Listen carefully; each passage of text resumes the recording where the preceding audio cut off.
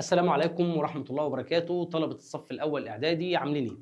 النهارده إن شاء الله هنكمل مع بعض الوحدة الأخيرة عندنا في المنهج. الحمد لله وصلنا لآخر وحدة عندنا في المنهج، وبعد الحمد لله ما عدينا منهج شهر إبريل وامتحان شهر إبريل وشفنا المراجعة بتاعتنا، والحمد لله كانت مراجعة قوية جدا ولمت معانا الوحدة الثالثة اللي هي بتتكلم على الجغرافيا الاقتصادية. تعالى بقى نكمل مع بعض النهارده آخر وحدة عندنا في المنهج، وهنرجع في الوحدة ديت لمنهج التاريخ وتاريخ قارة أفريقيا. طبعا زي ما قلنا ان احنا المنهج بتاعنا كله بيتكلم عن قارة افريقيا، فالنهارده هناخد اخر جزء من تاريخ قارة افريقيا، وهو تاريخ افريقيا الحديث والمعاصر اللي فيه تم استعمار اوروبا من قبل الدول الأوروبية. تم استعمار أفريقيا أنا آسف من قبل الدول الأوروبية. بس قبل ما نبدأ في الوحدة بتاعتنا والدرس بتاعنا الأولاني النهاردة، تعالى كده نفرش الفرشة بتاعتنا الجميلة علشان نفهم حاجات كتير هتفيدنا واحنا بنشتغل في الدروس بتاعت الوحدة الرابعة والأخيرة عندنا. طيب أول حاجة بنعرفها علشان نفهم الدنيا هتمشي إزاي هو كلمة الاستعمار. يعني إيه أصلا كلمة الاستعمار؟ الاستعمار هو قيام الدول الأوروبية أو قيام دولة بسيطرة على دولة أخرى واحتلالها بالقوة واستغلال مواردها السياسية والاقتصادية والاجتماعية ونهب خيراتها. يبقى الفكرة في الاستعمار أو الاحتلال هو قيام الدول الكبرى بالسيطرة على الدول الصغرى سياسيا واقتصاديا واجتماعيا واستغلال موارد هذه الشعوب. وطبعا أكتر قارة في العالم يعني عملت استعمار واحتلت العالم كله هي القارة الأوروبية، خاصة دول زي إنجلترا زي فرنسا، زي برضو هتلاقي إسبانيا البرتغال، بلجيكا إيطاليا، ألمانيا. يعني تقريبا ما فيش دولة أوروبية من الدول المتقدمة في الوقت الحالي ما احتلتش دول في قارة أفريقيا أو في العالم كله. وشفنا في درس المعادن قد إيه قارة أفريقيا قارة غنية بالمعادن وبالموارد، وده اللي دفع قارة أوروبا لاحتلال قارة أفريقيا. والحقيقة إن أوروبا احتلت العالم كله ما احتلتش قارة أفريقيا بس علشان نفهم برضو الاستعمار ده جه ازاي والمراحل بتاعته جت ازاي، تعال نسيب أفريقيا كده بس لوقت بسيط ونروح نشوف قارة أوروبا نفسها ونشوف إيه اللي كان في الفترة دي في قارة أوروبا دفع الأوروبيين لاحتلال العالم، وخاصة احتلال طبعا قارة أفريقيا. فتعالى كده بس نشوف حاجة بسيطة. الأول أفكرك بحاجة إحنا كنا بنقولها في الترم الأول اللي هو التايم لاين بتاعنا، أو يعني التواريخ أو العصور الزمنية اللي إحنا كنا بنتكلم عنها. ولو أنت فاكر معانا إحنا قلنا العصور الزمنية بتبدأ من خلق آدم لحد سنة 476 ميلاديا، ودي سميناها العصور القديمة. و بعد كده من سنة 476 لحد سنة 1453 اللي هو من القرن الخامس للقرن الخمستاشر دي سميناها العصور الوسطى. ومن سنة 1453 لحد سنة 1914 دي سميناها العصور الحديثة. ومن سنة 1914 لحد النهاردة ولحد يوم القيامة إن شاء الله دي بالنسبة لنا العصور المعاصرة. طب الوحدة بتاعتك بتتكلم في أنهي فترة زمنية بالظبط؟ تقريبا الفترة الزمنية اللي بتبدأ من سنة 1453 أو ما بعدها لحد التاريخ بتاع النهارده دي الوحدة الأخيرة. فالنهارده أو الوحدة كلها بتتكلم على العصور الحديثة والعصور المعاصرة بداية من القرن الخمستاشر وحتى القرن الواحد وعشرين اللي احنا عايشين فيه لحد النهارده. طيب ايه القصه؟ ليه انا بحكي لك الكلام دوت وبعرفك التواريخ وكل الكلام دوت مع اننا طبعا قلنا كل الكلام ده في الترم الاول؟ الفكره كلها انك تعرف اوروبا كانت بتفكر ازاي، اوروبا كانت عايشه ازاي وبتفكر تبقى ايه. فالفيصل عند الاوروبيين هي السنه دي سنه 1453. سنة 1453 حصلت حاجة في أوروبا مهمة جدا، وهي سقوط القسطنطينية في أيدي الدولة العثمانية، وبالتالي خسرت أوروبا تقريبا كل شيء. وأوروبا في فترة العصور الوسطى زي ما أنت عارف بنسميها العصور المظلمة، والأوروبيين كانوا ضعاف جدا ومتخلفين في كل مجالات الحياة في الوقت اللي كان العالم الإسلامي فيه والدول العربية دول متقدمة جدا ومزدهرة في كل المجالات. فالأوروبيين من اللحظة دي بدأوا يغيروا فكرهم وبدأوا يعني يظهروا نفسيهم ويتعرفوا على نفسيهم بشكل جديد، وبدأوا يشتغلوا على نفسيهم وعلى التقدم في كل المجالات. فبدأ الأوروبيين من السنة ديت ومن سنة 1453 في فكر جديد وطريقة جديدة سميناها الكشوف الجغرافية. الكشوف الجغرافية. بدأ الأوروبيين إن هم يكتشفوا العالم كله، وبدأوا وخاصة الرحالة البرتغاليين والإسبان وبتاع بدأوا إن هم يكتشفوا العالم كله. فبالتدريج بدأوا يكتشفوا طريق زي رأس الرجاء الصالح اللي انت عارفه كويس، اللي تم اكتشاف رأس الرجاء الصالح سنة 1498، وكمان بعديها تم اكتشاف الأمريكتين واكتشاف استراليا. فبدأت قارة أوروبا أول حاجة عملتها وأول تعرف من الأوروبيين للعالم الجديد أو للعالم الخارجي بالنسبة لها هو حركة الكشوف الجغرافية، وبدأوا يكتشفوا العالم كله. تمام؟ دي الفترة الأولى أو أول حاجة عملها الأوروبيين، إن هم يكتشفوا العالم وبدأوا إن هم يتاجروا مع العالم كله، خاصة طبعا مع الهند. ده كان بالنسبة لهم يعني أهم مكان وأهم دولة هم بيتاجروا معاها. فيبقى الأوروبيين من بعد سقوط القسطنطينية في يد الدولة العثمانية سنة 1453 بدأوا في مرحلة اسمها مرحلة الكشوف الجغرافية. بدأوا يكتشفوا الطرق التجارية في العالم كله. بدأوا وبالصدفة طبعا اكتشفوا الأمريكتين، لأن كريستوفر كولومبوس أصلا كان عايز يروح الهند برضه فمشي غلط، فلقى نفسه في قارة جديدة والقصة المعروفة ديت. تمام؟ فهنا الأوروبيين بدأوا يبقى عندهم حاجة جديدة. طيب ايه علاقة بقى الكشوف الجغرافية ديت بالاستعمار؟ ما هو القصة بمنتهى البساطة ان الاوروبيين لما بدأوا ان هم يكتشفوا العالم وبدأوا ان هم يتاجروا، وخاصة مع الهند زي ما اتفقنا، كان مفروض عليهم ان هو يأمنوا طرق التجارة بتاعتهم. ده كان شيء مهم جدا.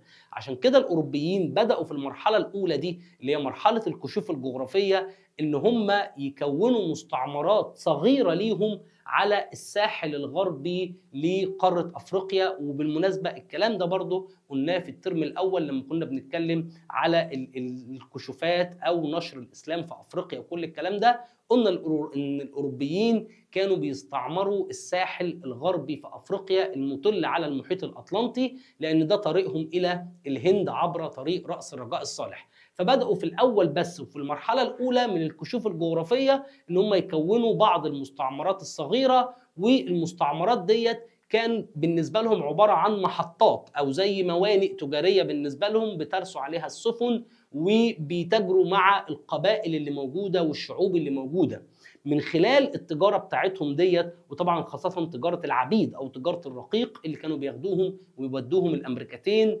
ويعني اللي يبقى عبيد هناك ويشتغلوا في المزارع بتاعت الأوروبيين. فبدأوا في المرحلة دي يكونوا بعض المستعمرات على الساحل الغربي لقارة إفريقيا زي ساحل العاج وساحل الذهب، وبعض المناطق كانت بالنسبة لهم محطة تجارية بيتاجروا من خلالها مع الشعوب الإفريقية. بس ما كانوش بيخشوا جوه القارة الإفريقية، هم كانوا واقفين على الشط بره مستنيين التجار بتوع العبيد يجيبوا لهم العبيد لحد عندهم ويبيعوا لهم منتجاتهم اللي معاهم وهكذا، وياخدوا العبيد يودوهم الأمريكتين. فدي كانت بداية اكتشاف أوروبا للعالم، وبدأوا يعرفوا العالم وبدأوا يعرفوا الشعوب الأفريقية وبدأوا يعرفوا السكان اللي في الأمريكتين. دي أول مرحلة بالنسبة لهم. ثم حصلت نقلة تاريخية في العالم كله لحد النهاردة، مش في تاريخ الأوروبيين بس، وهي سنة 1766. السنة دي مهمة جدا في التاريخ العالمي كله، مش تاريخ قارة أوروبا بس. اشمعنى السنة دي مهمة جدا؟ السنة ديت قدر الأوروبيين وخاصة إنجلترا إن هي تكتشف حاجة اسمها طاقة البخار. طاقة البخار عن طريق إن هم تم احتراق الفحم، ومن احتراق الفحم بدأ يولدوا طاقة. واحنا الكلام ده قلناه في درس مصادر الطاقة، ان الفحم هو اول مصدر للطاقة بدأ الانسان يعرفه. الكلام ده سنة 1766. الاوروبيين وخاصة الانجليز اكتشفوا حاجة اسمها طاقة البخار اللي هم بيولدوها من الفحم. فهنا حصلت في اوروبا حاجة قوية جدا ومهمة جدا، وهي الثورة الصناعية. سنة 1766 بدأت في أوروبا حاجة اسمها الثورة الصناعية، وبدأ الأوروبيين يتحولوا من النشاط الزراعي الإقطاعي إلى النشاط الصناعي الحديث القائم على وجود الآلات والمعدات وطاقة البخار. فهنا نقطة مهمة جدا وتحول كبير الأوروبيين اتحولوه من مجرد الأول كانوا ناس بيزرعوا في قارتهم وكانوا متخلفين، وانتقلوا لمرحلة التجارة لما اكتشفوا العالم كله بقوا تجار وبقوا بيتاجروا مع العالم كله، للمرحلة الثالثة والمهمة وهي الصناعة. طب الصناعة محتاجة ايه؟ انا علشان اصنع محتاج ايه؟ ارجع لدرس الصناعة، واحنا قلنا المنهج بتاعنا يا شباب زي ما اتفقنا منهج مترابط، حتى الترم الاول بنحتاج المعلومات اللي احنا خدناها فيه. اوعى تدرس معلومة في حد ذاتها كده وتحفظها تغنيها والكلام دوت ويلا انا خدت المعلومة وحفظتها واخش الامتحان اكتبها. ده كلام انتهى يا جماعة. فوق فوق فوق، اوعى تكمل في القصة ديت. ابدأ ادرس المنهج بتاعك بفكر، ابدأ اربطه، ابدأ حلله. انا كل درس بأكد عليك المعلومة ديت. ابدأ غير فكرك وغير طريقتك من انك تحفظ وانك تغني الى انك تفهم وتربط وتستنتج وتحلل المعلومات اللي عندك. وانا كل الكلام اللي انا بشرحه لك ده عشان اعلمك ده، اعلمك ازاي تشوف الصورة الكاملة، ما تشوفش حتة صغيرة او تحفظ كلمة او معلومة وخلاص. لا، ده كلام زي ما قلت لك انتهى.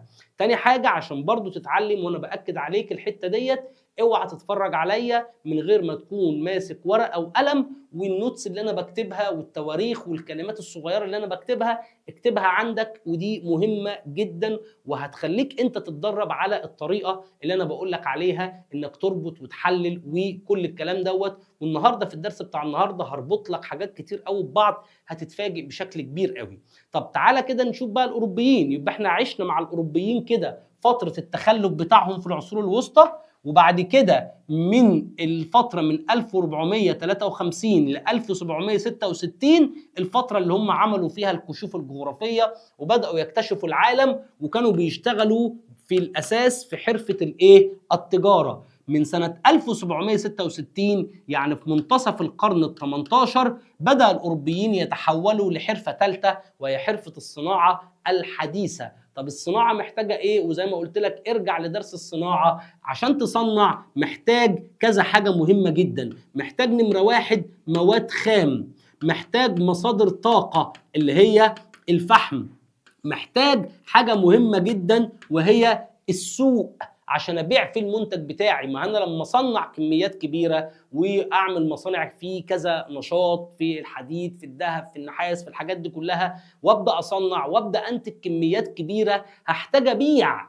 فبالتالي هحتاج الى مستهلكين، ناس تشتري المنتجات بتاعتي، عشان انا لو ما بعتش اكيد هقفل المصنع بتاعي في الاخر. يبقى الاوروبيين وبعد ما تحولوا للنشاط الصناعي احتياجاتهم اتغيرت. ركز والنبي، احتياجاتهم اتغيرت. عشان كده انا قلت لك سيب افريقيا وتعالى نروح لاوروبا ونشوف الناس دي كانت عايشه ازاي، الناس دي بتفكر ازاي، التغيرات اللي حصلت على الاوروبيين دفعتهم ان هم يعملوا كده. خلاص، يبقى الاوروبيين الاول قالوا نكتشف العالم ونتاجر مع العالم. بعد ما اكتشفوا الصناعه وطاقه البخار بداوا ان احتياجاتهم تتغير، بداوا يحتاجوا المواد الخام زي الحديد والنحاس والذهب وما شابه، بداوا يحتاجوا مصادر الطاقه زي الفحم، بداوا بعد ما يصنعوا يحتاجوا السوق عشان يبيعوا فيه المنتجات بتاعتهم. وبالتالي وجدوا ان فكره ان انت تعمل بس مستعمرات بسيطه على الساحل كده وساحل العج وساحل الذهب وتقف على الشط مستني التاجر اللي جوه يجيب لك اللي انت عايزه والكلام ده مش هينفع. امال هم عايزين ايه؟ قال لك احنا نخش جوه يا باشا، احنا نخش جوه ونسيطر على الدول دي وعلى الشعوب ديت، ونشوف فين المواد الخام ومصادر الطاقة وناخدها، وبعد ما ناخد المواد الخام ومصادر الطاقة ونوديها بلدنا في انجلترا او في فرنسا ونصنعها، نرجع تاني للشعوب دي ونبيع لهم المنتجات اللي احنا عايزينها. يبقى فكرة تكوين المستعمرات فكرة استغلال دبل. انا بستغل المستعمرة ان انا باخد منها المادة الخام ومصدر الطاقة تقريبا ببلاش، وبعد كده برجع ابيع لهم المنتج اللي انا صنعته ببلدي بالسعر اللي انا بحدده. خلاص، فهم يعني شافوا ان فكرة الكشوف الجغرافية والتجارة لا، مش ده اللي هيكسب. اللي هيكسب اكتر ان انا اصنع وبالتالي اسيطر على الشعوب واسيطر على المواد الخام ومصادر الطاقه واسيطر على الاسواق، وانا ابقى الصانع والتاجر اللي موجود في العالم. يبقى الاوروبيين فكره الاستعمار عندهم جت على مرحلتين. المرحله الاولى اللي هي من القرن ال15 لل18، دي كانت مرحله اولى استعمروا فيها بعض المناطق على السواحل في قاره افريقيا. المرحله الثانيه ومن سنه 1766 لحد سنه 1900 وحاجه و50، يعني لما هيحصل التحرر بتاع الدول افريقيا، يعني من القرن ال18 لحد القرن ال20 انتقل الاوروبيين للمرحله الثانيه، وهي مرحله استعمار الشعوب سواء افريقيا او الامريكتين او اسيا، من اجل السيطره على المواد الخام ومصادر الطاقه وكمان بيع منتجاتهم في الاسواق. فعشان تفهم الاوروبيين عملوا ايه وايه اللي حصل في قاره افريقيا، كنت لازم تفهم الاوروبيين مروا بايه. الاوروبيين مروا بمرحله فيها تخلف اللي هي العصور الوسطى وكانوا بيزرعوا، ثم مرحله فيها تجاره، ثم مرحله فيها الصناعه، ودي اللي دفعتهم لاحتلال الشعوب واستعمارها. دي كده الفكر الاستعماري. وبالمناسبه في كلمه كده انت ممكن تعتبرها هزار او تريقه، ما اعرفش انت سمعتها قبل كده ولا لا، بنسميها المرحله الامبرياليه. الايه؟ الامبرياليه. اول انت ممكن مره في حياتك تسمع كلمه الامبرياليه دي. الامبرياليه دي هي المرحله الثانيه من حركه الاستعمار الاوروبي. المرحله الاولى اللي احنا اتكلمنا عليها لما الاوروبيين كانوا بيستعمروا السواحل بس وبيتاجروا، لكن المرحله الثانيه من بعد اكتشاف الثوره الصناعيه لحد القرن العشرين بنسميها المرحله الامبرياليه، مرحله الجبروت الاوروبي، مرحله الفجر الاوروبي، مرحله احتلوا فيها العالم كله، استغلوا كل الموارد المتاحه، استغلوا الشعوب، استعبدوا الشعوب اللي موجوده في العالم، استخدموا فيها العنف والشده، واستخدموا سياسات قذره جدا زي ما هنشوف في الدرس اللي جاي. فأسوأ ما قدمه الأوروبيين للعالم هي تلك المرحلة وتلك الأفكار اللي هي الأفكار الإمبريالية الاستعمارية اللي صاحبت الموجة الثانية من الاستعمار الأوروبي بعد مرحلة الثورة الصناعية في أوروبا. كده الفرشة بتاعتنا، وكده فهمنا الأوروبيين اتحركوا ليه واتحركوا ازاي وبيعملوا ايه والتسلسل الزمني جه ازاي. تعال بقى نشوف الدرس بتاعنا ونشوف الكلام اللي موجود في المنهج عندك بعد ما فرشنا الفرشة بتاعتنا. طيب تعال كده حضرتك نمسك أول حاجة. خلاص هو بيكلمك عنها الكلام اللي أنا كنت بحكيه لك أهو، إن الأوروبيين يعني مرحلة الاستعمار مرت بمرحلتين. المرحلة الأولى اللي هي ارتبطت بالكشوف الجغرافية اللي بدأت في القرن ال15، ولو أنت ناصح وبتكتب ورايا بالتحديد من سنة 1453 من بعد سقوط القسطنطينية. ومن أهم الحاجات اللي اكتشفوها طبعا طريق رأس الرجاء الصالح اللي هو بيمر حول قارة قارة أفريقيا من جهة الغرب. هو ما بيكتبش ليه؟ ماشي.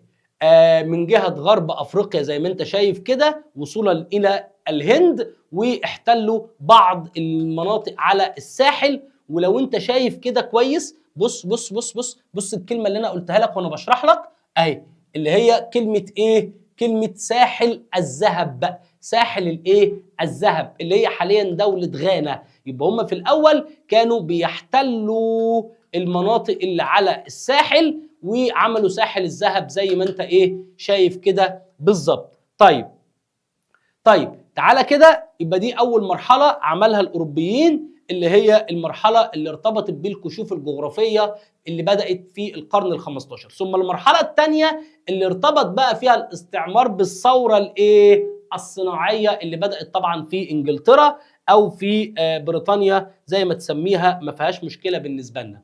طيب والكلام ده بدايه الثوره الصناعيه زي ما انا قلت لك كان في منتصف القرن الكام؟ ال18، وبالتحديد سنه 1766. يبقى 1453 القرن ال15 بدات مرحله الكشوف الجغرافيه. سنه 1766 في القرن ال18 بدات مرحله الثوره الصناعيه، وما ترتب عليها بقى زي ما انا قلت لك ان هم بقوا محتاجين المواد الخام، زراعه، انا اسف، المواد الخام ايا كانت نوع الماده الخام، وزودوا الانتاج بشكل كبير، وبالتالي بداوا يحتاجوا الى اسواق علشان يبيعوا فيها المنتجات بتاعتهم، وده التحول اللي حصل للاوروبيين. فبدا الاوروبيين زي ما انت شايف كده يحتلوا قاره افريقيا كلها زي ما انت شايف. طيب تعالى كده نشوف الاحتلال دوت او الدول الاوروبيه ايه المناطق اللي هم احتلوها، وعايزك تفتكر معايا اربط اللغات. فاكر انت في الدرس الثاني في الوحده الاولى لما خدنا اللغات في افريقيا وقلنا ان اللغه الانجليزيه كانت منتشره في الجنوب والشرق، واللغه الفرنسيه كانت منتشره اكتر في الغرب والوسط. طب تعالى كده نشوف يقول لك ايه، يقول لك ان كل باللون الاصفر ده احتلال انجليزي اهو. شايف الانجليز محتلين كل المنطقه دي. طب لو انت شاطر كده قول لي اشمعنى الانجليز ركزوا قوي في شرق افريقيا؟ ليه ركزوا في شرق افريقيا؟ لان ده كان طريقهم الى الهند. لو فتحنا كده الخريطه شويه هنلاقي الهند هنا كده، فده كان طريقهم الى الهند، فتركز الاحتلال الانجليزي في منطقه شرق افريقيا. طب الفرنسيين تركز احتلال الفرنسيين في منطقه غرب افريقيا. خلاص، وده كان اغلب الاستعمار. طب بقيت الاستعمار قال لك والله كان في استعمار ايطالي مثلا في بعض المناطق زي الصومال، واستعمار الماني في الكونغو، استعمار اسباني في انجولا وموزمبيق، استعمار برتغالي انا اسف في انجولا وموزمبيق، استعمار اسباني في بعض المناطق في شمال المغرب وجنوب المغرب عند اللي هي حاليا بنسميها الصحراء المغربيه او الصحراء الغربيه. خلاص، وفي طبعا ما بينها وما بين دوله المغرب مشاكل زي ما اتفقنا. فزي ما انت شايف معظم الاحتلال كان انجليزي وفرنسي في الاساس. الانجليز كانوا في الشرق والفرنسيين اكتر في الغرب، والاحتلال الباقي البرتغال واخده موزمبيق وانجولا، اسبانيا واخده لها كم منطقه، ايطاليا واخده لها كم منطقه، المانيا واخده الكونغو. ده الاستعمار الاوروبي لقاره افريقيا. وخلي بالك الاستعمار ده ما حصلش في سنه ولا اتنين ولا 10، لا يعني حصل من ابدا كده. الاحتلال بدا فعليا من سنه 1800 مثلا 1805 او 1802 لما انجلترا بدات تحتل جنوب افريقيا، وصولا بقى الاحتلال ده استمر لحد سنه 1970. يعني تقريبا اواخر الدول الافريقيه اللي استقلت سنه 1970. فطول القرن ال19 والقرن ال20 كان الاوروبيين بيحتلوا افريقيا شيئا فشيئا، يعني ما احتلوش افريقيا مره واحده، لا الموضوع طبعا خد وقت. لكن تقريبا بنهايه القرن ال19 يعني من سنه 1900 كان كل افريقيا محتله تقريبا يعني. خلاص كده؟ طيب يبقى ده كده احنا فهمنا الاحتلال مش ازاي، والكلام ده كله فهمناه وحفظناه. ده بدايه الاحتلال الاوروبي لقاره افريقيا. طيب تعالى بقى كده نكمل في الدرس بتاعنا ونشوف حاجات مهمة جدا. تعالى بقى بعد ما شفنا الأوروبيين وشفنا مراحل الاستعمار الأوروبي والمرحلتين بتوعهم، تعالى نشوف بقى الأهم وهو أسباب الاحتلال الأوروبي أو الاستعمار الأوروبي، أساليب الاستعمار الأوروبي، سياسة الاستعمار الأوروبي في أفريقيا بعد ما احتلوا الأفارقة، واخر حاجه نتائج الاستعمار الاوروبي لافريقيا. فعندنا 4 حاجات هنتكلم عنهم: اسباب الاستعمار، واساليب الاستعمار، ازاي قدروا يحتلوا الدول ديت، وسياستهم بعد ما احتلوا الدول ديت حكموها ازاي، السياسه الاستعماريه، واخر حاجه نتائج الاستعمار الاوروبي.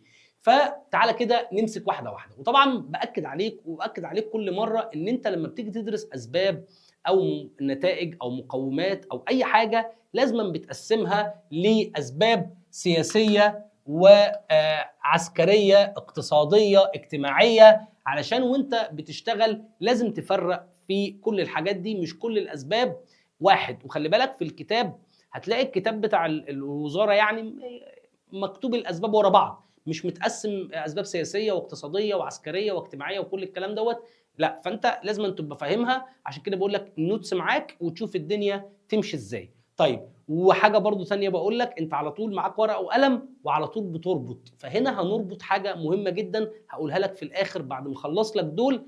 تعالى افهمك تربط ايه بايه. خلاص؟ طيب فتعالى كده الاول، ايه الاسباب الاقتصاديه اللي خلت الاوروبيين يحتلوا العالم ويحتلوا افريقيا؟ اول اسباب هي الاسباب الاقتصاديه، وديت بسبب الثوره الصناعيه، احنا لسه متكلمين فيها. خلاص، بسبب ان الاوروبيين كانوا بيدوروا على المواد الخام، الكلام ده انا شرحته لك اهو. خلاص، زي المعادن والقطن والمطاط وكل الكلام ده، عشان المصانع في اوروبا تشتغل فلازم ان الماده الخام ومصدر الطاقه يكونوا موجودين. تمام. السبب الثاني اللي انا برضو قلت لك عليه هو فتح اسواق جديده لتصريف المنتجات. يبقى الاسباب او اللي بعد ما الاوروبيين اتحولوا للثوره الصناعيه بقوا محتاجين الماده الخام ومصدر الطاقه، وبقوا محتاجين سوق يبيعوا فيه، ودي كلها اسباب اقتصاديه. الحاجه الاخيره برضو من الاسباب الاقتصاديه هو استثمار رؤوس الاموال. هم بعد ما عندهم مصانع وبعد ما بقوا يبيعوا ويكسبوا فلوس كتير، بقى عندهم تضخم في الثروه، بقى معاهم فلوس كتير. الفلوس ديت ما ينفعش تفضل موجوده كده، يعني ما ينفعش تعفن جنبك، لا الفلوس لازم تشتغل. فبدأ الاوروبيين يدوروا على فرص استثماريه تاني، بدأوا يدوروا على اماكن يستخرجوا منها معادن، على اماكن يعملوا فيها مصانع جديده، على اماكن يعملوا فيها استثمارات بشكل مختلف. فيبقى الاوروبيين بعد الثوره الصناعيه بقت الاسباب الاقتصاديه او الحاجه الاقتصاديه عندهم مهمه جدا، محتاجين مواد خام، محتاجين مصدر طاقه، محتاجين سوق، محتاجين يستثمروا الاموال اللي هم كسبوها. ودي الاسباب الاقتصاديه اللي خلت الاوروبيين يبداوا يحتلوا العالم كله. طيب تعالى اللي بعديها، الاسباب الاجتماعيه، ودي بقى حاجه ظريفه جدا برضو ليها علاقه بالثوره الصناعيه. ايه هي؟ ان الاوروبيين في الاول كانوا بيشتغلوا في النشاط الزراعي، فالزراعه بتحتاج ايدي عامله كتير. لكن لما تحولوا الى النشاط الصناعي، الصناعه ما بتحتاجش ايدي عامله كتير، لان في مكن والات وهكذا. فالصناعه يعني الايدي العامله فيها اقل شويه من حرفه الزراعه، وبالتالي بدا ينتشر وسط الاوروبيين البطاله. فبقى عند الاوروبيين في ناس كتير قاعده في اوروبا ما بتشتغلش.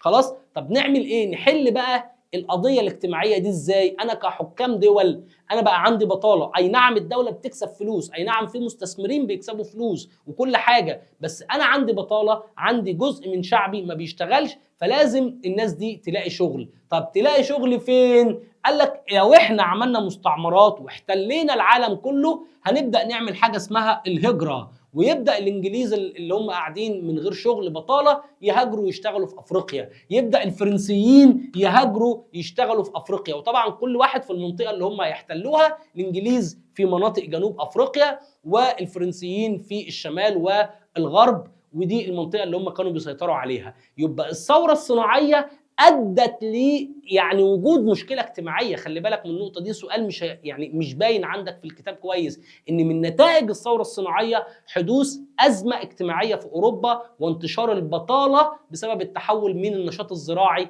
الى النشاط الصناعي، فبدات تنتشر البطاله. فمن ضمن الاسباب اللي خلت الاوروبيين ان هم يستعمروا العالم هو حل مشكله الزياده السكانيه ومشكله البطاله اللي عندهم. طيب تعالى كده نكمل بقيه المشاكل او بقيه الاسباب اللي خلت الاوروبيين ان هم يستعمروا العالم كله. يبقى خلي بالك الاوروبيين بيحلوا مشاكلهم على حساب العالم كله، يعني بيحلوا مشكله ان هم عايزين ماده خام ومصدر طاقه عن طريق ان هم يستعمروا افريقيا وياخدوا الماده الخام ومصدر الطاقه، بيحلوا مشاكل تصريف منتجاتهم وبيعها عن طريق احتلال افريقيا وبيع منتجاتهم في افريقيا، بيحلوا مشكله البطاله عندهم عن طريق احتلال افريقيا. عشان كده لما بدات معاك الدرس قلت لك قبل ما تشوف قاره افريقيا وتبص لها، بص الاوروبيين كانوا عاملين ازاي وايه اللي حصل وايه التغيرات السياسيه والاقتصاديه والاجتماعيه اللي حصلت عندهم، عشان تعرف هم عملوا ايه وعملوا ايه ليه. خلاص، وطبعا اللي انا بقوله ده مش بيبرر موقفهم، يعني لا انا بفسر لك وجهه نظرهم. تمام كده؟ تمام. تعالى اخر حاجه، الاسباب السياسيه والعسكريه، اسباب سياسيه وعسكريه. بص يا سيدي الفاضل، تعالى نرجع سنه لورا، وناخد اخر سبب، ده مهم قوي، اللي هو المرحله الاولى لما بداوا يتاجروا. انا قلت لك لما بداوا يتاجروا عملوا محطات على الساحل بتاع غرب افريقيا زي ساحل العاج والحاجات دي كلها. طيب، ففي مرحله احتاجوا حاجه مهمه قوي اسمها تامين طرق التجاره. ما انا علشان اتاجر لازم اامن طرق التجاره بتاعتي كويس جدا. فمن ضمن الاسباب اللي خلى الاوروبيين يحتلوا العالم هو اسباب عسكريه، وهو تامين طرق تجارتهم ومواصلاتهم الى الهند والى العالم الجديد. فده كان سبب مهم جدا جدا جدا ان الاوروبيين يروحوا يحتلوا افريقيا عشان يحموا مصالحهم ويحموا مستعمراتهم ويحموا طرق التجاره بتاعتهم، فبداوا يحتلوا افريقيا ويحتلوا العالم كله. يبقى برضو دي من نتائج الثوره الصناعيه بالنسبه لهم، ان هم عايزين يامنوا طرق تجارتهم. طب تعالى نطلع بقى للسبب الاخير ده، وانا سبته في الاخر لانه هو سبب تنافسي. يعني ايه تنافسي؟ يعني الدول الاوروبيه بسم الله ما شاء الله بعد ما بداوا يحتلوا افريقيا ويحتلوا الامريكتين والعالم كله، بداوا يتنافسوا مع بعض مين يحتل اكتر، مين يستعمر الشعوب دي الاول. فبدا يبقى في تنافس استعماري. عشان كده مثلا لما تيجي تدرس الحمله الفرنسيه على مصر، ما اعرفش انت هتدرسها امتى بصراحه، خلاص في المناهج الجديده بتاعتكم دي، يقول لك على الحمله الفرنسيه هي جزء من التنافس الاستعماري بين انجلترا وفرنسا. هم انجلترا وفرنسا كانوا بيتنافسوا على مين يستعمر العالم الاول. خلاص، طب مين الضحيه؟ افريقيا بمنتهى البساطه. فهنا الاوروبيين كان عندهم رغبه في تحقيق امجاد قوميه. احنا عايزين نبقى امبراطوريه كبيره، عايزين نبقى انجلترا او بريطانيا العظمى، عايزين نبقى الامبراطوريه الفرنسيه وهكذا. فبدات انجلترا وفرنسا يعملوا امبراطوريات ضخمه جدا. بدأت دول تانية تغير، زي مين؟ زي مثلا إيطاليا وألمانيا. بدأت إيطاليا وألمانيا تغير. عشان كده لو خدت بالك في المستعمرات اللي احنا وريناها لك في الأول خالص، إن الاستعمار البرتغالي مثلا في أنجولا وموزمبيق بس، الاستعمار الألماني في الكونغو بس، الاستعمار الإيطالي في الصومال، وقبل الحرب العالمية الثانية احتلوا أثيوبيا. خلاص؟ فالمستعمرات بتاعت إيطاليا وألمانيا واسبانيا والبرتغال كانت قليله، لكن واضح جدا ان انجلترا وفرنسا هم اللي كان ليهم النصيب الاكبر في قاره ايه؟ افريقيا. يبقى كل حاجه عشان تفهم اسباب الاستعمار الاوروبي لافريقيا وتفهم ايه اللي حصل في افريقيا، بدات معاك باللي حصل في اوروبا. الثوره الصناعيه هي اللي حركتهم، هي اللي خلتهم عايزين ماده خام، عايزين مصدر طاقه، عايزين اسواق يبيعوا منتجاتهم، عايزين يامنوا طرق تجارتهم، عايزين يستثمروا رؤوس الاموال اللي عندهم، عايزين يعني يهجروا عدد من سكانهم اللي مش لاقيين شغل بعد التحول للصناعه اللي مش بتحتاج ايدي عامله كتير،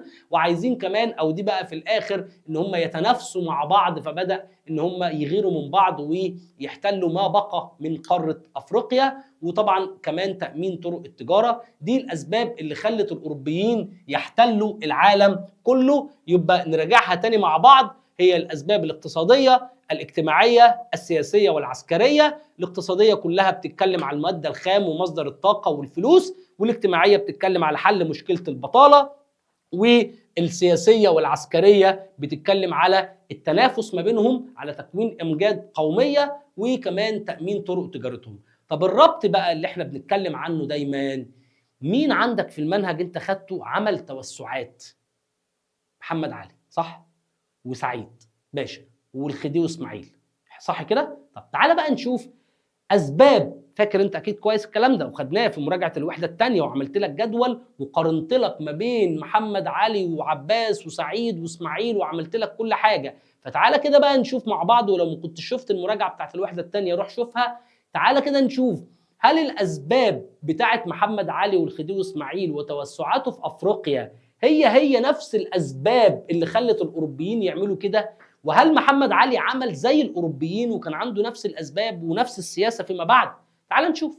بص يا سيدي الفاضل، تعال نشوف كده الاول حاجه كده. يعني لو بصينا لاول حاجه عندك موجوده وهو الاسباب الاقتصاديه، هل محمد علي والخديوي اسماعيل كان من ضمن اسبابهم في التوسع في افريقيا اسباب اقتصاديه اللي هي البحث عن المواد الخام؟ طبعا. محمد علي راح السودان لو انت فاكر علشان يلاقي الذهب والمعادن خاصه الحديد، صح كده؟ الذهب والحديد والخشب ده حصل. الاوروبيين عملوا كده. محمد علي اكيد بعد ما بدأ يصنع هو كمان كان محتاج يصرف الانتاج بتاعه ويبيع المنتجات بتاعته. يبقى السبب الاولاني والاسباب الاقتصاديه دي كانت عند محمد علي والخديوي اسماعيل، اللي هم عايزين يتوسعوا عشان يجيبوا المواد الخام اللي موجوده في السودان وفي شرق افريقيا ويستغلوها في المصانع بتاعتهم ويصدروها، وكل الكلام ده عمله محمد علي. طيب تعالى اللي بعديها، هل الاسباب الاجتماعيه ليها دور؟ اعتقد ان دي لا، يعني محمد علي ما عملش كده وما هجرش المصريين الى السودان ولا حاجه عشان يشتغلوا هناك، ده بالعكس، ده كان في ناس كتير جدا بفضل يعني سياسه محمد علي بداوا يجوا مصر وبداوا يتعلموا في الازهر الشريف زي ما انت خدت خلاص. فديت لا، محمد علي ما عملهاش، دي مش موجوده عند محمد علي فكره ان هو يهجر المصريين الى السودان ولا حاجه، لكن الاوروبيين كانوا بيعملوها. طيب تعالى بعديها الاسباب الاخرى، عندك الاسباب السياسيه مثلا. تعالى نشوف هل محمد علي والخديوي اسماعيل كانوا عايزين يعملوا امجاد قوميه؟ طبعا محمد علي والخديوي اسماعيل من ضمن الاسباب اللي مكتوبه عندك في الكتاب الطموح الشخصي، ان هم كانوا عايزين يعملوا امبراطوريه كبيره. فدي سبب موجود من اسباب سياسه محمد علي او توسعات محمد علي والخديوي اسماعيل في السودان، هي نفس الاسباب اللي خلت الاوروبيين يعملوا برضو استعمار في افريقيا، هي فكره المجد الشخصي والامبراطوريه. طب تعالى اللي بعديها، انشاء قواعد عسكريه. هل محمد علي لما راح السودان عمل قواعد عسكريه؟ طبعا عمل قواعد عسكريه في الخرطوم وفي مدينه كسلة، كل ده عمله محمد علي. طب مين تاني عمل قواعد عسكريه هناك؟ سعيد باشا لو انت فاكر عمل عند نهر السباط، واسماعيل باشا طبعا عمل حميات عسكريه خاصه عند خط الاستواء. يبقى الاسباب الاستعماريه او الاسباب اللي خلت الاوروبيين يستعمروا افريقيا فيها تشابه كبير جدا ما بين اسباب محمد علي وخلفائه في التوسعات في السودان وشرق افريقيا بشكل عام. خلاص، يبقى الاسباب واحده او تقريبا متشابهه، وان كانت النيه او السياسه فيما بعد هتختلف. يعني محمد علي والخديوي اسماعيل ايه الفرق اللي هم عملوه؟ هم اضافوا للشعب السوداني وشعب شرق افريقيا كله وعملوا انجازات هناك، لكن الاوروبيين كانوا هدفهم استغلال افريقيا فقط لا غير. تمام؟ يبقى هنا في تشابه ما بين اسباب محمد علي والخديوي اسماعيل وسعيد باشا في استعمار افريقيا زي الاسباب بتاعه الاوروبيين بالظبط. طيب ده كده بالنسبه للاسباب اللي خلت الاوروبيين يحتلوا افريقيا. طيب تعالى بقى نشوف الحاجه الاهم، ايه هي؟ الاساليب. عملوها ازاي؟ ازاي قدروا يحتلوا العالم؟ الناس دي قدروا يحتلوا افريقيا كلها ازاي؟ قدروا يحتلوا الامريكتين ازاي؟ وان كان احتلال الامريكتين سهل يا عيني، هم راحوا هناك قتلوا الهنود الحمر اللي هناك وخدوا الارض وخلاص. لكن افريقيا هم ما عملوش فيها يعني اباده زي ما عملوها، هم عملوا اباده طبعا، الاوروبيين دول خربوها يعني خلاص، لكن سياستهم كانت يعني في افريقيا مش زي سياستهم في الامريكتين. تعالى كده واحده واحده نشوف الناس ديت ايه الاساليب اللي هم اتبعوها علشان يقدروا يحتلوا العالم كله ويحتلوا قاره افريقيا. وعايزك برضو تربطها هنا بقى مش باساليب محمد علي في الاحتلال، هو محمد علي ما احتلش، محمد علي توسع في السودان والفرق طبعا كبير، لكن تعال نشوف الاساليب. اول اسلوب عندك اسلوب اسمه الخداع السياسي. الخداع السياسي، وعايزك تربط هل هم اتبعوا الاساليب دي معانا ولا لا، ركز في الحته دي. طيب بص يا سيدي، اول حاجه الخداع السياسي يعني ايه؟ يعني بيقول لك الدول الاوروبيه من ضمن الاساليب بتاعتها في احتلال افريقيا اللي هم خدعوا القبائل الافريقيه وضحكوا عليهم بالبلدي كده يعني، واقنعوهم في الاول ببعض الاتفاقيات التجاريه. ما انا قلت لك ان هم كانوا بيقفوا على الشط ويشوفوا زعيم قبيله يتفقوا معاه، انت هتبقى التاجر بتاعنا، هتجيب لنا المنتجات اللي احنا عايزينها واحنا نبيع لك المنتجات اللي انت عايزها وشكرا للتحيه. فبداوا ان هم يعرفوا القبائل الافريقيه دي واحده واحده، بداوا يعملوا اتفاقيات تجاريه معاهم واتفاقيات لحمايه التجاره وحمايه المصالح. واحده واحده بداوا يفرضوا حمايتهم. يعني ايه؟ يعني هنعمل عندك قاعده عسكريه كده صغيره عشان تحميك وتحمي التجاره بتاعتنا وبتاعتك.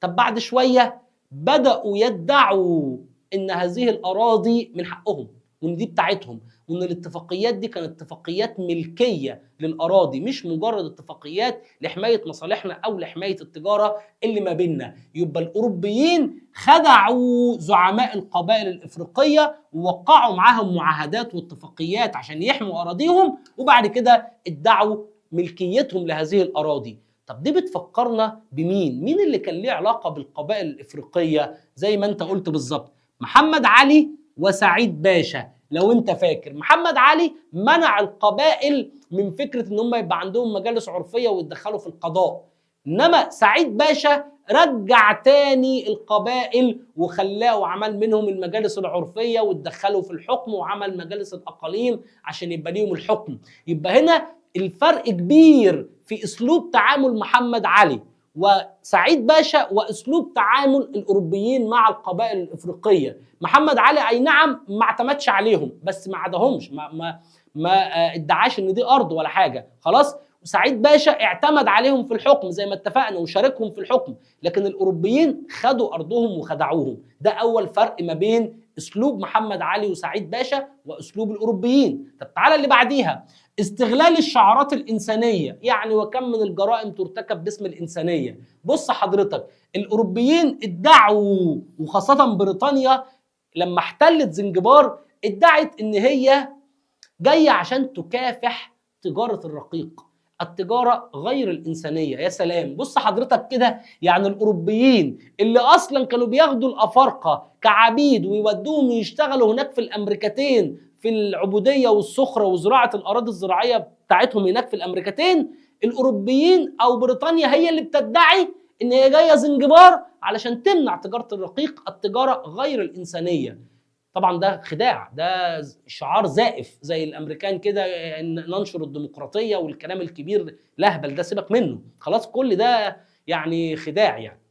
لكن تعالى كده، تجاره الرقيق دي بتفكرك بحاجه؟ بتفكرك طبعا، بتفكرك بمحمد علي وسعيد واسماعيل ودورهم في مكافحه تجاره الرقيق. هنا بقى الفرق واضح والفرق كبير جدا. محمد علي لما سافر السودان سنه 1837 اصدر قراره بالغاء تجاره الرقيق. سعيد باشا كافح تجاره الرقيق وعمل قاعده عسكريه عند نهر السوباط عشان يكافحها. اسماعيل باشا اصدر قرار نهائي بمنع تجاره الرقيق. يبقى هنا الفرق واضح جدا، من ناس استغلوا شعار انساني هو مكافحه العبيد، وناس اشتغلوا على ارض الواقع فعلا ومنعوا تجاره الرقيق فعلا. تمام. تعالى اللي بعديها، ترسيخ فكره التفوق الاوروبي. الاوروبيين اقنعوا الشعوب واقنعوا العالم كله ان هم عندهم تفوق، وان الجنس الابيض ده متفوق على باقي الجنس البشري، خلاص. لحد النهارده على فكره الاوروبيين عندهم شيء من العنصريه غريب جدا، يعني لحد النهارده هم عندهم الحته ديت وشايفين نفسهم اعلى من البشر كلهم، وان الزنوج دول مش بشر. يعني هم اساسا كانوا بيبصوا للزنوج الافارقه ان هم مش بشر، ده ساعات كانوا بيجيبوا زنوج ويعملوا لهم حديقه حيوان عشان الاطفال يتفرجوا عليهم، يعني كانوا بيتعاملوا مع الافارقه ان هم جنس اقل من البشر. انت متخيل الدماغ عامله ازاي؟ طيب، فالاوروبيين اقنعوا الشعوب الافريقيه بحجه نقل الحضاره، احنا جايين عندكم مش عشان نستعمركم ولا نخليكم عبيد ولا كل الكلام ده، لا، احنا جايين علشان ننشر الثقافه الاوروبيه.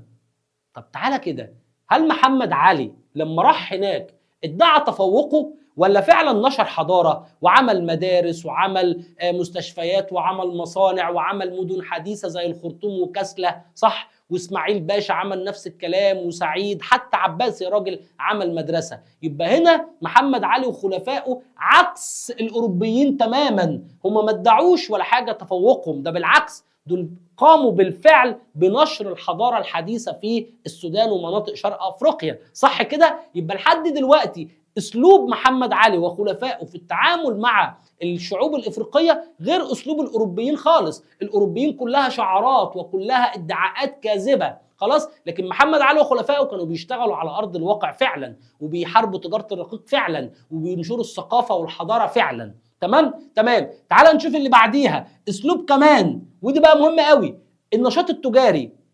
بداوا يعملوا حاجه غريبه جدا. انت تعرف مين اول ناس احتلوا اول منطقه في افريقيا؟ شركه، والله العظيم زي ما بقول لك كده، شركه اسمها شركه الهند الهولنديه، خلاص. الشركه دي او شركه الهند الشرقيه الهولنديه دي كان في شركتين كبار، الشركه الانجليزيه شركه الهند الشرقيه البريطانيه، وشركه هولنديه. شركه الهند البريطانيه كانت محتليه الهند، والله زي ما بقول لك كده بالظبط، شركه كانت محتليه الهند، وبعد كده جابوا الجنود يحتلوا علشان يسيطروا. نفس النظام في افريقيا، دوله جنوب افريقيا هي تقريبا من اوائل الدول اللي تم استعمارها في افريقيا عن طريق شركه الهند الهولنديه او شركه الهند الشرقيه الهولنديه، خلاص. فالقصه كلها، ونرجع كده مع بعض لمرحله التجاره. انا قلت لك الاوروبيين قعدوا فتره بيتاجروا، فانا عشان اتاجر لازم أأمن التجاره بتاعتي. انا جاي عندك اتاجر، اعمل مينا، اعمل محطه تجاريه، طب هأمن بقى التجاره بتاعتي دي ازاي؟ فهنا الاوروبيين استغلوا الشركات التجاريه بتاعتهم عشان يقدروا يسيطروا على افريقيا من خلال نفوذ هذه الشركات. خلاص، دي مش موجوده خالص في درس محمد علي ولا خلفائه ولا حاجه، ما كانش فيه شركات مصريه هناك ولا حاجه. طب تعالى اللي بعديها، ودي بقى كارثه وعايزك تركز معايا فيها قوي قوي قوي قوي، لان هم عملوها معانا احنا شخصيا كمصر، وهي سياسه الاقراض.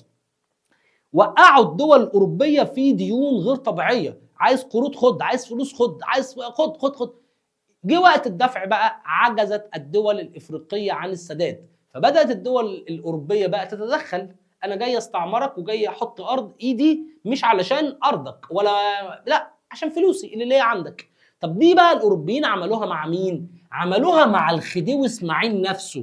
من ضمن اسباب والاساليب اللي اتخذها الاوروبيين لاستعمار مصر نفسها ايام الخديوي اسماعيل وابنه توفيق هي القروض اللي خدها الخديوي اسماعيل. الخديوي اسماعيل خد من الاوروبيين قروض تصل الى 90 مليون جنيه، 90 مليون جنيه في وقته من 150 سنه. انت مدرك الرقم ولا مش مدركه؟ خلاص. فالسياسه او الاسلوب اللي هم اتبعوه في الاقراض، بداوا يدوا الافارقه فلوس كتير جدا وقروض كتير جدا، وبعد كده القروض دي خلتهم يتدخلوا في شؤون الدول، وكمان يقدروا ان هم يحتلوا هذه الدول. طيب، وبالمناسبه زنجبار دي اللي بيكلمك عنها احنا خدناها في درس السياحه، لما قال لك جزيره اسمها زنجبار موجوده في الساحل الشرقي تتبع لتنزانيا، خدنا المعلومه ديت في الدرس بتاع السياحه. طيب تعالى بعد كده من الاساليب برضو اللي هم اتبعوها حاجه اسمها الامتيازات الاجنبيه. الامتيازات الاجنبيه يعني ايه حضرتك؟ يعني الاوروبيين بداوا يدوا الجاليات الاجنبيه اللي بقت موجوده في افريقيا امتيازات. يعني ايه امتيازات؟ يعني مثلا اعفاء من الجمارك، اعفاء من الضرائب، عدم المساءله القانونيه، ده كان من ضمن الامتيازات الغريبه. يعني لو في اجنبي عايش في افريقيا ارتكب جريمه هو لا يعاقب عليها. خلاص، امتيازات من الجمارك، من الضرائب، تسهيلات في كل المجالات، في كل اي حاجه عايز يعملها. فالاوروبيين خدوا امتيازات خاصه بيهم، خلت الاوروبيين فوق القانون، فوق الدوله، فوق الشعوب الافريقيه اللي موجوده. بمرور الوقت بدا يبقى هم الساده، والشعوب الاصليه تبقى هي العبيد. يبقى الامتيازات الاجنبيه خلت الجاليات الاوروبيه يعني تتمكن من التدخل في شؤون الدول الاوروبيه، وبداوا يتدخلوا كمان في الحكم عشان احمي مصالحي. خلاص. طيب دي من ضمن الاساليب اللي اتبعها الاوروبيين في احتلال افريقيا. خلاص، دي ما عملهاش محمد علي ولا خلفائه. طب تعالى اللي بعديها، الغزو الثقافي. يعني ايه الغزو الثقافي؟ ودي نقطه برضو مهمه وعايزين نقارنها ما بينها وما بين محمد علي. يعني الاوروبيين من فوق قلت لك ان هم كان عندهم فكره التفوق الاوروبي، وان احنا الشعوب المتحضره والكلام الكبير دوت. فكان من ضمن الاساليب بتاعتهم هو تغيير ثقافه الشعوب اللي احنا في الوقت الحالي بنسميها العولمه. خلاص، او اللي هو عارف انت ايه، لو احنا بنهزر كده يقول لك مصر بقى فيها مصر وايجيبت، عارف انت الكلام دوت. دي غزو ثقافي وتغيير ثقافه مجتمع موجود عندنا. الاوروبيين عملوا كده في افريقيا، ومن ضمن اساليبهم لاحتلال افريقيا بداوا يغيروا ثقافه الشعوب الافريقيه علشان يتقبلوا فكره وجود الاجانب عندهم، وما يعتبرهمش احتلال، ما يعتبرهمش عدو، لا يعتبروهم مثل اعلى. ده يا سلام، شوف التحضر، شوف الجمال، شوف شوف شوف شوف. خلاص، فيبقى الاوروبيين من ضمن اساليبهم الغزو الثقافي للشعوب الافريقيه. خلي بالك انا بكلمك كل ده قبل ما يحتلوا افريقيا خالص، اصلا هم لسه ما احتلوش افريقيا، هم دي اساليبهم عشان يخشوا. هنا ادوا امتيازات، هنا ادوهم قروض، هنا بدا يغزوهم ثقافيا، هنا بدا ان هم يعملوا مشاريع، وهكذا. كل دي اساليب عشان يحطوا رجليهم، وبعد كده يبداوا يحتلوا افريقيا. يبقى من ضمن الاساليب الغزو الثقافي ونشر الثقافه بتاعتهم. وبالمناسبه حته كده يعني عايزك كده تاخدها عندك كده تحطها في دماغك، ايه الفرق ما بين الاستعمار الفرنسي والاستعمار الانجليزي؟ الانجليز سياستهم كانت استنزافيه قوي. يعني انا جاي، مش هنضحك على بعض، انا جاي اخد الموارد بتاعتك، مش مهم تتكلم انجليزي، مش فارقه معايا، مش مهم تقرا كتب شكسبير والادب الانجليزي، مش فارقه معايا، مش قصتي. لكن الفرنسيين لا، الفرنسيين ناس بيحبوا ثقافتهم قوي، وبيحبوا لغتهم قوي، ويحبوا ينشروا اللغه بتاعتهم والثقافه الفرنسيه والموضه والكلام الكبير دوت. ففرنسا سياستها مختلفة، سياستها استيطانية، سياستها تغيير ثقافة وهوية الشعوب. وده اللي عملته فرنسا في الجزائر. خلي بالك قعدوا يعني في الجزائر بتاع 134 سنة بيغيروا هوية الشعب الجزائري، يطمسوا اللغة العربية ويخليهم يتكلموا فرنش، يدرسوا التاريخ الفرنسي والقانون الفرنسي، وحتى الإسلام نفسه كانوا بيقاوموا الإسلام هناك وبيمنعوا الصلاة والحاجات دي كلها، فكان حتى بيغيروا في الدين اللي موجود في الشعوب اللي هم بيحتلوها. يبقى فرنسا سياستها استيطانية، سياستها بتغزو الشعوب دي ثقافيا. طيب تعالى لآخر حاجة، الاحتلال بقى العسكري. خلاص بقى آخر مرحلة، عملنا كل حاجة، خدنا موارد، عملنا محطات، خدعنا القبائل، نشرنا ثقافتنا، غرقناهم في الديون، الشعوب الإفريقية بقت جاهزة، يلا نخش يلا نخش. يبقى الاحتلال الايه؟ العسكري، من خلال ارسال بقى القوات العسكريه للاحتلال الرسمي لهذه الشعوب. وده اللي حصل معانا لما بريطانيا جت احتلت مصر سنه 1882، بعد ما عملوا معانا اللي فوق ده على فكره، بعد ما كان ليهم امتيازات اجنبيه في مصر، وبعد ما غرقوا المصريين في الديون، وبعد ما تدخلوا في شؤون الحكم بشكل فج جدا. اخر حاجه بعتوا اسطول بحري احتل مصر وخلاص، وده هتشوفوا الدرس اللي جاي. طيب تعالى بقى اخر حاجه خالص في درسنا النهارده، هو سياسه الدول الاستعماريه ما بعد الاحتلال. خلاص احنا فهمنا وخدناها ستيب باي ستيب كده، هم ليه احتلوا؟ علشان الثوره الصناعيه. طب ايه اساليبهم في الاحتلال؟ فهمنا القروض وما اعرفش وايه والكلام ده كله. طيب بعد كده يعني السياسه بتاعتهم، حكموا الشعوب دي ازاي؟ ايه سياستهم في حكم الشعوب الافريقيه؟ خلاص؟ طيب تعالى بقى كده ناخدها واحده واحده. تعالى بقى ناخد السياسه بتاعت الدول الاستعماريه ديت واحده واحده. بص يا سيدي الفاضل، وعايزك برضو هنا بقى هنقارن ما بين سياسه محمد علي وخلفائه بعد ما توسعوا في افريقيا، وسياسه الانجليز والفرنسيين بعد ما توسعوا وسيطروا على افريقيا. بمنتهى البساطه كده بيقول لك ان الدول الاستعماريه الأوروبية ادعت أنها احتلت دول إفريقيا لنشر الحضارة والتقدم زي ما أنا قلت لك، ورفع مستوى معيشة الشعوب وكل الكلام ده. لكن في الحقيقة هي يعني الفكرة مش كده خالص، كل الكلام ده كلام زائف. هم قالوا إن احنا جايين علشان ننشر ثقافتنا ونطوركم. سيبك سيبك سيبك، خلينا في المهم. المهم بقى حضرتك، حكموا الشعوب دي ازاي؟ وعايزك هنا بقى تركز، وفي حاجات هنا هنحتاجها في الدرس اللي جاي مهمه قوي. ايه السياسه الاستعماريه؟ بص يا سيدي الفاضل، اول حاجه بيقول لك ان الاوروبيين كان من ضمن سياستهم الحد من الحريات، الحد من الحريات، يعني منع الشعوب الافريقيه من ممارسه حقوقها السياسيه اللي هو حق المشاركه في الحكم. كان ممنوع اي واحد مصري يشترك في حكم مصر تحت الحكم الانجليزي، ممنوع اي واحد الجزائري يشترك في حكم الجزائر تحت حكم الفرنسي. خلاص، منع الشعوب من المشاركه في الحكم نهائيا. خلاص مستحيل يخشوا في الحكم عشان ما يتطوروش، ما يتعلموش، ما يعرفوش سياسه الانجليز عامله ازاي، ولا مساوئ الحكم الانجليزي والفرنسي كان عامل ازاي. خلاص، يبقى اول سياسه اتبعها الاوروبيين هو الحد من الحريات ومنع الشعوب الافريقيه من ممارسه حقوقهم السياسيه والمشاركه في الحكم. طب مين اللي عمل كده؟ محمد علي، صح كده؟ انت عايز تقول كده، عايز تقول ان محمد علي عمل السياسه ديت ومنع الشعوب القبائل الافريقيه ان هي تشترك في الحكم. بس هنا محمد علي كان عنده حته مختلفه. ايه هي؟ ان محمد علي كان شايف ان السودان عباره عن قبائل ما عندهمش نظام الدوله، فهو حتى كاتب لك في الكتاب ان هو غير السودان من الفكر القبائلي او القبلي الى فكر الدوله. فانت عشان تعمل دوله ما ينفعش دوله يبقى فيها قبائل وقبيله فلان وقبيله فلان، هنا هتعمل نزاعات ما بين السكان. فعشان تعمل يعني وحده ما بين السكان، الغي فكره القبائل خالص وما تخليهمش يشتركوا في الحكم على اساس قبلي، انا من قبيله فلان. لا لا لا خالص، انت هتشترك في الحكم لو هتشترك معايا عشان انت مواطن عندك كفاءه، بغض النظر انت من انهي قبيله. فهنا الفرق واضح برضو. يبقى الاول سياسه طبقها الانجليز والفرنسيين بعد ما احتلوا افريقيا هو الحد من الحريات عن طريق منع الشعوب الافريقيه ان هي تشارك في الحكم. طيب تاني سياسه، قمع الحركات الوطنيه. يعني ايه قمع الحركات الوطنيه؟ يعني اول ما تظهر كده حركه وطنيه يبدا ناس يتظاهروا، يبدا يظهر زعيم وطني محب الوطن يتقبض عليه ويتنفي على طول.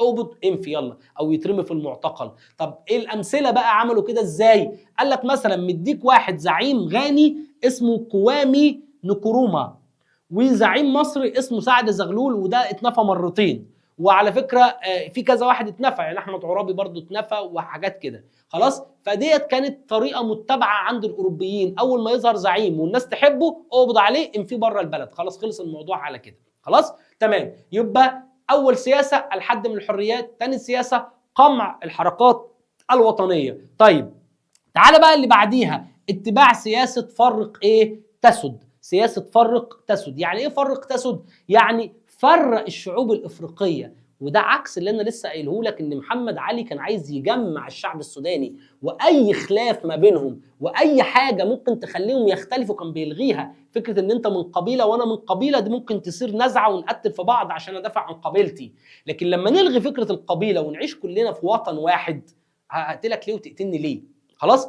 هنا بقى الاوروبيين عملوا عكس ما عملوا محمد علي، ده كانوا بيعززوا فكره الفرقه ما بين الشعوب الافريقيه.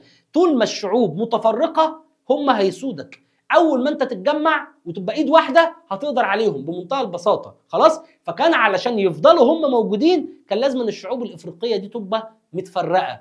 طيب عملوا كده ازاي؟ مزقوا الشعوب، وده سهل عليهم الايه؟ السيطره بشكل كبير جدا، عن طريق ان هم بثوا الخلافات ما بين السكان لاضعاف روح المقاومه. طب ده عملوه فين يعني؟ بس دي مش عندك في المنهج، بس انا هقولها لك. السياسه دي عملوها في مصر بالمناسبه عندنا ايام سعد زغلول والكلام ده كله. كانوا بيفرقوا ما بين المسلم والمسيحي والحاجات دي. عشان كده تلاقي ان ثوره 19 كان شعارها ايه؟ الهلال مع الصليب، صح كده؟ على طول. ليه؟ الوحده الوطنيه، لان ده كان السبيل الوحيد للمصريين ان هم يقاوموا الاحتلال وان هم يفضلوا موجودين، ان احنا كلنا مصريين هندافع عن بلدنا، العدو هو عدونا احنا الاثنين. خلاص؟ فديت سياسه فرق تسد دي اتبعها الانجليز في مصر، بس دي مش عندك في الكتاب يعني او في المنهج، بس انا بقولها لك عشان تبقى عارف الدنيا ماشيه ازاي. طيب تعالى بعديها، يبقى لحد دلوقتي كم سياسه استعماريه؟ الحد من الحريات، قمع الحركات الوطنيه، واتباع سياسه فرق ايه تسد. طيب تعالى بقى لسياسه كمان مهمه جدا اسمها التمييز العنصري او التفرقه العنصريه، ودي طبعا كلنا عارفينها، اللي هي التفرقه ما بين الاسود والابيض. الشعوب الافريقيه كانت بتعاني، ولا زال الافارقه في كل حته في العالم بيعانوا من فكره الابيض والاسود والحاجات دي كلها. طيب فالاوروبيين عامه يعني كانوا بيعاملوا الافارقه معامله بصراحه غريبه جدا جدا فوق ما انت متخيل. ده بالعكس، ده كانوا بيحسسوا الافريقي ان هو غريب عن وطنه اصلا، دي مش بلدك، ده احنا سايبينك عايش كده يعني جدعانه مننا. خلاص. طيب اخر حاجه واخر سياسه اتبعوها بالمناسبه، سياسه التمييز العنصري دي كانت متبعه في دوله جنوب افريقيا، وكانت متبعه في دوله الولايات المتحده الامريكيه نفسها. لو انت فاهم الكلام ده يعني، دوله الولايات المتحده الامريكيه نفسها، ولحد 60 سنه فاتت كان المواطن الاسود ما كانش بيتعلم ولا حتى يركب اتوبيس وحاجات كده يعني. خلاص. طيب فتعالى بقى نشوف اخر حاجه هم عملوها واخر سياسه اتبعوها، هي محاوله تدمير الهويه الوطنيه. دي اللي انا قلت لك عليها، اللي فرنسا كانت بتعملها بشكل كبير، وكانت بتعملها في الجزائر بالتحديد، ان هم يدمروا الهويه الوطنيه، يطمسوا الهويه الوطنيه. عارف كده زي ما تقف قدام المرايه وانت مفيش عين مفيش بق انت مسخ. وده اللي بيحصل لحد دلوقتي برضه، الهويه الوطنيه ما بقتش موجوده، اللي هي زي ما قلت لك فكره العولمه، فكره تغيير الثقافه، الغزو الثقافي اللي بقى موجود، ومصر وايجيبت والطعميه بقت برجر جرين برجر والهطل ده. خلاص. فالاوروبيين حاولوا يدمروا الهويه الوطنيه ويجبروا الشعوب الاوروبيه على التبعيه لهم في كل المجالات. حلو. يبقى السياسه الاستعماريه اللي اتبعها الاوروبيين 5 سياسات مهمه جدا. بعد ما احتلوا افريقيا بداوا يحدوا من الحريات، بداوا يقمعوا الحركات الوطنيه، بداوا يتبعوا سياسه فرق تسد، سياسه التمييز العنصري، واخر حاجه محاوله تدمير الهويه الوطنيه وطمس هويه الشعوب الافريقيه. خلاص تمام. تعال بقى اخر حاجه في الدرس بتاع النهارده، هي نتيجه او تاثير الاستعمار الاوروبي على افريقيا. ده كلام بسيط وسهل، بس يبين لك ويفهمك اللي احنا اتكلمنا عنه برضو في درس المعادن والسياحه والحاجات دي كلها. كل شويه كنت اقول لك افريقيا ما فيهاش بنيه تحتيه، ما فيهاش رؤوس اموال، ما فيهاش خبرات، ما فيهاش سكك حديديه، ما فيهاش طرق، ما فيهاش قاره اتنهبت بسبب الاستعمار. فهو جايبها لك كده بقى في الاخر مجمعها لك، بيقول لك الاوروبيين بسم الله ما شاء الله نهبوا الاثار التاريخيه والتحف والمخطوطات والوثائق ونقلوها الى متاحفهم في دولهم الاوروبيه. يعني مش عايز اقول لك ان انت لو رحت اي متحف في اوروبا، اي متحف، والله هتلاقي 90% اثار مصريه، والمسلات المصريه في كل حته، يا راجل ده حجر رشيد اللي احنا بفك رموز الكتابه المصريه في حجر رشيد، حجر رشيد نفسه في المتحف البريطاني لحد النهارده. فحضرتك الاف مؤلفه من القطع الاثريه خاصه في الحضاره المصريه اتنهبت وراحت الى اوروبا. طيب تعالى اللي بعديها، تمركز القواعد العسكريه الاجنبيه في مواقع استراتيجيه وبريه وبحريه. لحد النهارده في قواعد عسكريه استعماريه اوروبيه امريكيه موجوده في افريقيا وموجوده في دول في الشرق الاوسط. دي من نتائج الفتره الاستعماريه، ان الاوروبيين لما خرجوا في اخر 50 60 سنه ما خرجوش كامله، لا، سابوا ليهم قواعد عسكريه عشان تامن طرق تجارتهم وتامن مصالحهم وتضمن لهم في اي وقت لو عايز يرجع يقدر ان هو يرجع. فلحد النهارده في قواعد عسكريه اجنبيه موجوده في المواقع الاستراتيجيه. بص الكلمه، المواقع الاستراتيجيه اللي في الممرات، في المضايق، في الحتت دي مهمه جدا. طيب تعالى اللي بعديها، معاناه الشعوب الافريقيه من الفقر والديون. ده بسبب طبعا ما بقاش في موارد في افريقيا، اتنهبت، فالشعوب الافريقيه بتعيش في حاله من الفقر والديون لحد النهارده. خلاص. طب اللي بعديها، النزاعات والصراعات بين الدول الافريقيه. وانت فاكر ان 100 سنه من الاستعمار وتغيير ثقافه الشعوب وبس الفرقه ما بينهم والنزاعات ما بينهم دي هتنتهي اول ما الاستعمار يخرج؟ لا، لحد النهارده حتى بعد ما الاستعمار الاوروبي خرج الافارقه القبائل بيقتلوا ببعض ونزاعات وخلافات. يا راجل ده مصر والسودان نفسها اللي احنا كنا دوله واحده من اول محمد علي، خلاص، بريطانيا قبل ما تخرج جابت ورقه وقلم كده ومسطره وشدت خط قالت لك مصر هنا والسودان هنا. بعدها بكام سنه راحت مغيره الحدود، ولحد النهارده احنا والسودان في ما بيننا مشكله كده على اجزاء من الحدود ما بيننا وما بينهم لحد النهارده. خلاص، في مشاكل على الحدود ما بين مصر والسودان بسبب بريطانيا، هي اللي عملت فيك كده. طب عملت فيك كده ليه؟ عشان ما تجيش في يوم من الايام انت والسودان تتحد مع بعض تاني، تفضلوا طول عمركم كارهين بعض، في خلافات ما بينكم. ممكن ما توصلش لمرحله حرب ما بينكم علشان حلايب وشلاتين، لكن هتفضلوا في خلافات ما بينكم. يبقى الاوروبيين وهم بيخرجوا، ودي خدها قاعده، خلاص، سابوا الخلافات ما بين الشعوب. عملوا كده في رواندا وبوروندي، وبعد ما خرج الاحتلال حصلت حرب اهليه في رواندا وبوروندي. عملوا كده في الهند وباكستان وقسموها بشكل غريب وحصلت حرب بعديها في الهند وباكستان. يبقى من ضمن السياسه الاستعماريه الاوروبيه، الاوروبيين وهم خارجين سابوا الشعوب متفرقه، سابوا الشعوب فيما بينهم خلافات، وسابوا قواعد عسكريه ليهم. طيب ايه كمان؟ قال لك حولوا معظم القاره الى سوق استهلاكيه بدلا من ان تكون سوق انتاجيه. ودي اتكلمنا عنها برضه في درس الصناعه، ان الثقافه في الدول الافريقيه ثقافه استهلاكيه. يا عم انا عايز الموبايل، انا لسه هفكر واصنعه، انا هروح اشتريه وخلاص خلصنا. لا، انت لحد النهارده انت سوق مفتوح امام البضائع الاوروبيه والامريكيه لحد النهارده. انت فين صناعتك الوطنيه؟ فين انتاجك؟ فين مش موجود. ليه؟ لان اصلا ما بقاش في موارد وفي فقر وفي ديون وفي مشاكل وفي تفرقه وفي بلاوي زرقاء كتير. خلاص، يبقى الاوروبيين اثروا في افريقيا، ولحد وقتنا هذا ولحد ما انا بكلمك كده لحد دلوقتي اثارنا منهوبه، لحد دلوقتي في قواعد عسكريه موجوده، لحد النهارده الشعوب الافريقيه بتعاني من الفقر والديون، لحد النهارده في نزاعات وصراعات بين الدول الافريقيه وبعضها البعض. مش مصر والسودان، لا، ده ممكن تلاقي خلافات جوه السودان، في حرب اهليه شغاله في السودان دلوقتي. خلاص، انا اسف، مش حرب اهليه يعني عشان السودانيين بيزعلوا. خلاص. طيب، واخر حاجه ان السوق الافريقي بقى سوق استهلاكي، ما بقاش فيه اي نوع من الانتاج نهائيا. خلصنا اول درس النهارده اللي هو بيتكلم على الفكر الاستعماري وسياستهم واساليبهم ونتائجهم. الدرس اللي جاي هنتكلم على 3 نماذج من الشعوب اللي تم احتلالها، مصر والجزائر وجنوب افريقيا. ما تنساش تشترك معانا وتعمل لايك. سلام.